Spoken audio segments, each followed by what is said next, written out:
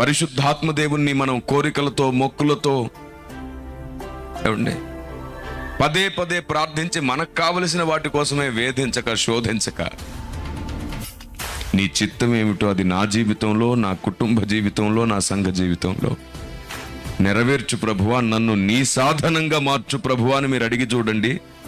మీరు అడగకుండానే మీ అక్కర్లన్నీ తీరిపోతూ ఉంటాయి. మీరు ఆయన కొరకు సైనికులై నిలబడతారు.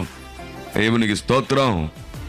ప్రతి సభలో చెప్తుంటాను, నేను మళ్ళీ చెప్తున్నాను, ఆశీర్వాదాలు దీవెనల కొరకు మందిరానికి రాకండి. మీరే ఆశీర్వాదంగా దీవెనగా మారడానికి మందిరానికి రండి. మీరే ఆశీర్వాదంగా మారాలి. అవును, మీరే దీవెనగా మారాలి. మీరే దీవెనగా మారాలి. ఈ చివరి రోజుల్లో దేవుని గూర్చిన జ్ఞానం మీకెంత ఎక్కువ తెలిస్తే మీరు అంత త్వరగా అధిక మహిమకు పాత్రులవుతారు.